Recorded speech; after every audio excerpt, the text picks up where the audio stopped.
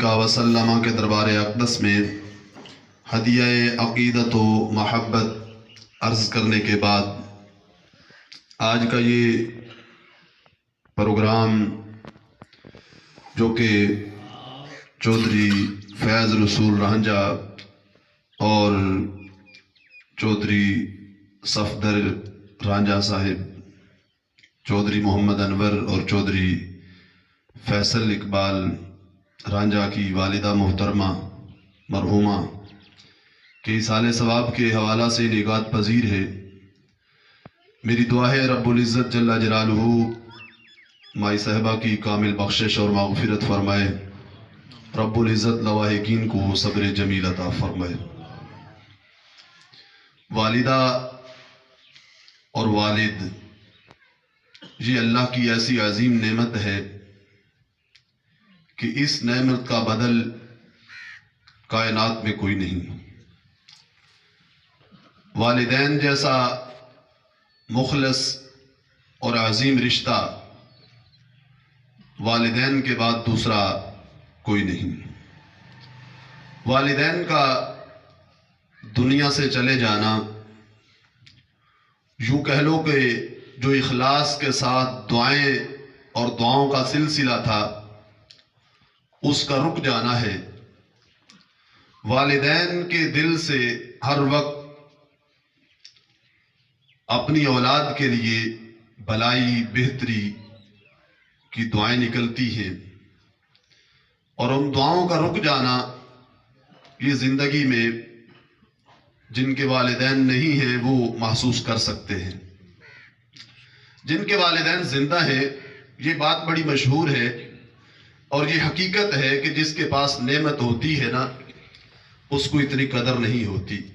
آنکھ کی قدر دیکھنی ہے، پوچھنی ہے تو اندھے سے پوچھو۔ اپنے جسم کے جو اعضاء ہمارے سلامت ہیں، معذوری سے بچے ہوئے ہیں، ان اعضاء کی قدر ہمیں اتنی نہیں جتنی معذور بندے کو ہے۔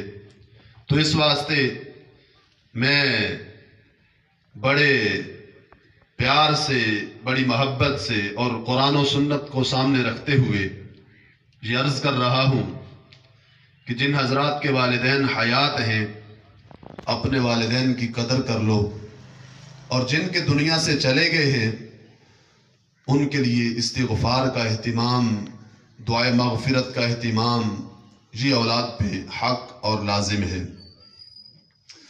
میں جس بات کو آپ حضرات کے سامنے رکھنا چاہتا ہوں وہ وقت کی اہم ضرورت ہے، اور ہم زندوں کے لیے اس موضوع کا ذہن میں ہونا بڑا ضروری ہے۔ خاص کر آپ جو حضرات جلوہ گر ہو، آپ سب کا یہ میرے چند جملے دل کے کانوں سے سننا بڑا ضروری ہے۔ میں جس چیز کو آپ کے سامنے رکھنے والا ہوں وہ ہے سماجی خدمت اور اس کا اجر۔ بھائیوں کی مدد کرنا، کسی مسلمان کی مدد کرنا جو مشکل میں ہو، اس کی مشکل کو حل کرنا، بھوکا ہو اسے کھانا کھلانا، جو مسافر ہو اس کو درست رستہ بتانا، مدد کرنا، اس کا کتنی اہمیت ہے قرآن و سنت میں۔ اللہ رب العزت جل جلالہ قرآن مجید برہان رشید میں ارشاد فرماتا ہے وَتَعَاوَنُوا عَلَى الْبِرِّ وَالتَّقْوَى، فرمایا تعاون کرو، مدد کرو نیکی اور تقوی کے لحاظ سے، یعنی تقوی اور نیکی میں مدد کرنے کا حکم دیا گیا۔ باقی جو اس کے علاوہ چیزیں ہیں، آج ہم مدد تو کرتے ہیں لیکن اس کے پیچھے کچھ وجوہات ہوتی ہے۔ بعض اوقات کسی احسان کا بدلہ دے رہے ہوتے ہیں، اور بعض اوقات ایسا ہوتا ہے کہ کسی لالچ کی مد میں مدد کی جاتی ہے، اور بعض اوقات اور کئی مسائل جو زیر نظر ہوتے ہیں ان کو پس پشت رکھتے ہوئے، سارے مفادات کو پس پشت رکھتے ہوئے کسی کی مدد کرنا یعنی ہر اس بندے کی مدد کرنا جو اتنا پتا ہو کہ یہ مومن ہے، اور کوئی رشتہ نہ ہو، خونی رشتہ نہ ہو، ذاتی تعلق نہ ہو، مسلمان ہو اور مسافر ہو، اس کو جاننا نہ جاننا یہ ضروری نہیں ہے۔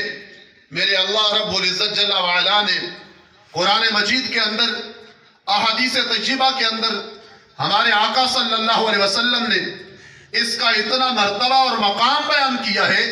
فرمایا کسی کا مدد کر دینا اور کسی بھوکے کو کھانا کھلا دینا، فرمایا یہ اتنا بڑا اجر ہے کہ صدقہ سے بھی اللہ بڑا اجر عطا فرماتا ہے۔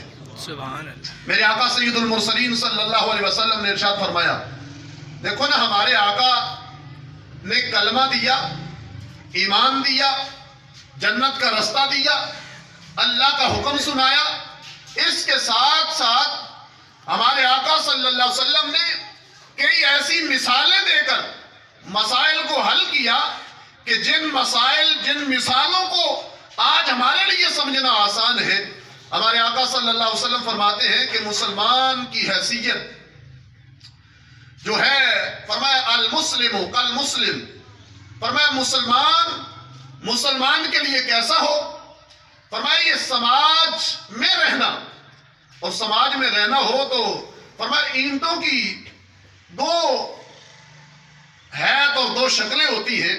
اینٹوں کا ڈھیر پڑا ہو نا، وہ کسی کام کا نہیں ڈھیر، اس سے کسی جانور کو نفع نہیں، کوئی انسان ان کے سائے میں نہیں بیٹھ سکتا۔ فرمایا جب اینٹیں ایک اینٹ ایک پہ بوجھ ڈالتی ہے، ایک کا وزن برداشت کرتی ہے، کندھے سے کندھا ملاتی ہے تو دیوار بن جاتی ہے۔ فرمایا جب وہ دیوار بنتی ہے، اس پہ چھت آتا ہے تو پھر اس سے جانوروں کو بھی نفع ہوتا ہے، انسانوں کو بھی نفع ہوتا ہے۔ فرمایا ایسا ہو کہ اینٹ کہے نہیں میں دوسروں کے ساتھ نہیں کھڑی ہوں گی، کیوں؟ میں بڑے اچھے بھٹے کی پکی ہوئی اینٹ ہوں، میرا رنگ اس سے اچھا ہے، اس کا رنگ زرد ہے، وہ کچی ہے میں پکی ہوں، لہذا میں سائیڈ پہ رہوں گی۔ فرمایا بڑی بھی اچھی ہے، جب سائیڈ پہ رہے گی اس کی کوئی قیمت نہیں۔ فرمایا جب اینٹ ہے بے شک کسی بھٹے کی ہے، رنگ کیسا بھی ہے، ساتھ والی اینٹ جو ہے کیسی بھی ہے، فرمایا اس کے ساتھ اس کو رہنا پڑے گا، اس کا رنگ نہیں دیکھنا، اس کے ساتھ رہنا پڑے گا، اس کا پہلے کسی پہ بوجھ ڈالنا ہے، کسی کا بوجھ اٹھانا ہے۔ فرمایا اب یہ ساری چیزیں برداشت کرے گی، پھر اس اینٹ کا اتنا نفع ہوگا کہ سارے انسانوں کو بھی فائدہ ہوگا، سارے جانوروں کو بھی فائدہ ہوگا۔ سبحان اور اسی طرح مومن بھی ہے، یہ نہیں کہ میں اچھا ہوں، میری ذات فلاں ہے، میں فلاں برادری سے تعلق رکھتا ہوں، لہذا میں کسی کے پاس کیوں جاؤں، لہذا میں اس طرح کیوں کروں، وہ فلاں میں فلاں نہیں۔ میرے آقا صلی اللہ علیہ وسلم فرماتے ہیں، آخری خطبہ جو حضور نبی رحمت صلی اللہ علیہ وسلم نے دیا نا، وہ خطبہ اتنا پیارا ہے۔ فرمایا یا ایھا الناس، اے لوگو، الا ان ربکم واحد والا ان اباکم واحد۔ فرمایا لوگو میں تمہیں یہ کہہ رہا ہوں، الا ان ربکم واحد، تمہارا رب ایک ہے، تم ایک رب کے بندے ہو، والا ان اباکم واحد، فرمایا جس طرح تمہارا رب ایک ہے نا، اسی طرح تمہارا باپ بھی ایک ہے۔ آدم علیہ السلام کی تم سارے اولاد ہو۔ فرمایا ولا لعربی علی عجمی ولا لعجمی علی عربی ولا لاسود علی احمر ولا لاحمر علی اسود الا بالتقوی۔ فرمایا کوئی اس بھول میں رہے کہ میری برادری اچھی ہے، میں فلاں شعبے سے تعلق رکھتا ہوں، میں اتنا بڑا افسر ہوں، وہ غریب میں اونچا فلاں نیچا، فرمایا ایسا کوئی عربی ہو یا عجمی، کوئی گورا ہو یا کالا، فرمایا اللہ کے نزدیک کوئی حیثیت نہیں، کوئی عظمت نہیں۔ اس کو کہے کہ میرا رنگ اچھا ہے لہذا میں فلاں سے اچھا ہوں، کوئی عربی کہے کہ میں عربی ہوں، عجمی سے اچھا ہوں، کوئی عجمی کہے کہ میں عربی سے اچھا ہوں، فرمایا کوئی اچھائی نہیں۔ یا اللہ یا رسول اللہ اچھائی کس میں ہے؟ فرمایا الا بالتقوی، جس کا جتنا تقوی زیادہ ہے نا، اللہ کے نزدیک اس کا درجہ بھی اتنا ہی زیادہ ہے. اس لیے حضور نے فرمایا کہ ایک دوسرے کے ساتھ تعاون یہ کتنا ضروری ہے. صحیح مسلم سے میں ایک حدیث تمہارے سامنے رکھنے والا ہوں کہ میرے آقا صلی اللہ علیہ وسلم ارشاد فرماتے ہیں مثل المؤمن توادہم وتراحمہم، فرمائے مسلمان کی مثال دوسرے بھائیوں کے لیے کس طرح ہے. فرمایا مومن وہ ہے، مسلمان وہ ہے جس کا محبت اور مودت وتراحمہم رحم کے لحاظ سے، وتعاطفہم مہربانی کے لحاظ سے. فرمایا محبت دو مسلمانوں کی آپس میں کس طرح ہونی چاہیے. فرمایا مثل الجسد، فرمایا جس طرح جسم کے اعضاء ہوتے ہیں، جسم کے اعضاء کی مثال دی. فرمایا دیکھو داڑھ کو درد ہونا سارا جسم بے چین رہتا ہے، کلہاڑی پاؤں پہ لگے آنسو آنکھ سے ٹپکتے ہیں، درد کسی عضو کو ہو سارا جسم بے چین رہتا ہے.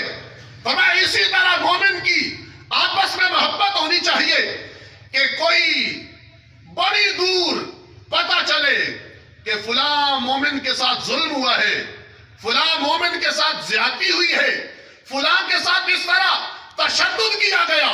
فرمایا ہزاروں میل دور بیٹھا مومن بھی یوں تڑپنا چاہیے جس طرح کے اعضاء آپس میں محبت اور رشتہ رکھتے ہیں. فرمایا جس طرح پاؤں پہ کلہاڑی لگے آنکھ سے آنسو ٹپکتا ہے، فرمایا اسی طرح کابل ہو، کشمیر ہو، فلسطین ہو، فرمایا کوئی بھی علاقہ ہو، مومن کو پتا چلے کہ میرا مسلمان بھائی ہے وہ مشکل میں ہے، ادھر دور بیٹھا مومن اس کی آنکھ سے آنسو ٹپک جائے.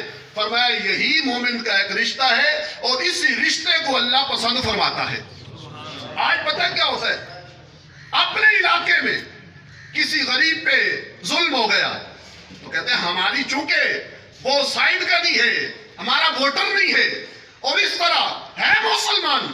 فرمایا مسلمان ہونا چاہیے، ووٹر ہو نہ ہو، وہ اپنے لائن کا ہو نہ ہو، مسلمان مسلمان تب بنتا ہے جب دوسرے مسلمانوں کی فکر رکھتا ہے. میرے آقا سید المرسلین صلی اللہ علیہ وسلم نے ارشاد فرمایا من نفس عن مؤمن قربة من قرب الدنیا نفس اللہ عنہ قربة من قرب یوم القیامہ.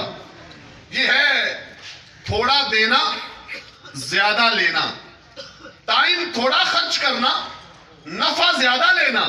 میرے آقا علیہ السلام فرماتے ہیں من نفس عن مؤمن قربة من قرب الدنیا، فرمایا جس نے دنیا میں کسی مسلمان کی تکلیف کو دور کیا، تکلیف کو دور کیا، پریشان تھا، بیمار تھا، سواری نہیں تھی، غریب تھا، تو یہ اپنا کام چھوڑ کے غریب کے ساتھ ہو گیا، چلو میں تجھے اسپتال لے جاتا ہوں، میں دوائی لے کے دیتا ہوں. اس طرح کی کوئی مشکل تھی، اس نے 1 گھنٹہ وقت دیا، 2 گھنٹے وقت دیا، اپنا کام چھوڑا. میرے آقا علیہ السلام فرماتے ہیں دنیا میں تھوڑا سا وقت اس نے اللہ کے لیے مومن بھائی کو دیا. فرمایا نفس اللہ عنہ قربتا من قرب یوم القیامہ، فرمایا قیامت کی بڑی مشکلوں سے اللہ اس کو نجات عطا فرما دے گا. یہ کروڑوں سال بھی زندگی ہو نا، قیامت کے دن کا جو 1 منٹ ہے اس کا بدل نہیں ہو سکتا. فرمایا صرف اس نے 1 گھنٹہ دیا، کام ہو نہ ہو یہ بخری بات ہے، لیکن یہ تو چل پڑا نا، یہ تو ساتھ ہو گیا. فرمایا اس طرح اس کا ساتھ ہونا، اس کا چل پڑنا، یہ قیامت کی منازل کو آسان فرماتا ہے. آگے فرمایا وَمَنْ يَسَّرَ عَنْ مُعْسِرٍ يَسَّرَ اللَّهُ عَلَيْهِ فِي الدُّنْيَا وَالْآخِرَةِ. فرمایا جس نے کسی کے لیے رستہ آسان کیا، جس نے کسی کے لیے آسانی پیدا کی، مشکل پریشانی معاملات حل کرنے میں آسانی پیدا کی. کسی کا کوئی کام تھا، مثال یوں سمجھو کہ شناختی کارڈ ہی بننا تھا، تو اس کی چونکہ وہاں سفارش کا مسئلہ تھا، اور ادھر ایک بندہ ہے جس کے فون کرنے سے کام ہو جاتا ہے. یہ کہتا ہے چلو فون نہیں کرتا، میں تیرے ساتھ ہو جاتا ہوں، میں جاتا ہوں. اب غریب کو پتا ہے کہ اس کا فون بھی چلتا ہے، کام ہو جاتا ہے، لیکن اس کا ساتھ جانا غریب کے دل کو تسلی بھی ہوتی ہے، تشفی بھی ہو جاتی ہے. فرمایا یہ جو سرور اس کے قلب میں داخل کیا نا، اس سے کیا ہوا؟ فرمایا یسر اللہ علیہ فی الدنیا والآخرہ. ایک ہے قیامت دیکھارے کہ قیامت کو یوں ہوگا. فرمایا جس نے کسی مسلمان کے لیے آسانی پیدا کی، اللہ رب العزت دنیا میں بھی اسے آسانی دے گا اور قیامت کے دن بھی اسے آسانی پیدا فرما دے گا. آگے وَمَنْ سَتَرَ مُسْلِمًا سَتَرَهُ اللَّهُ فِي الدُّنْيَا وَالْآخِرَةِ. فرمایا جس نے کسی مسلمان کی پردہ پوشی کی کسی مسلمان کی، بڑی قابل غور باتیں ہیں، اور آپ حضرات سے میں بڑا مطمئن ہوں کہ آپ بڑے اطمینان سے سن رہے ہیں، اگرچہ تھوڑی سی ہماری طبیعت کے خلاف باتیں ہیں، لیکن یہ سننا آگی دین ہمارے لیے ہے، ہم نے اسے سننا ہے اور اس پہ عمل کرنا ہے. وَمَنْ سَتَرَ مُسْلِمًا، جس نے کسی مسلمان کی پردہ پوشی کی تو کیا ہوگا؟ سَتَرَهُ اللَّهُ فِي الدُّنْيَا وَالْآخِرَةِ. فرمایا اللہ رب العزت قیامت کے دن اس کی عیبوں کی پردہ پوشی فرما دے گا. نعرہ تکبیر، نعرہ رسالت، یا رسول اللہ، نعرہ حیدری. یا علی.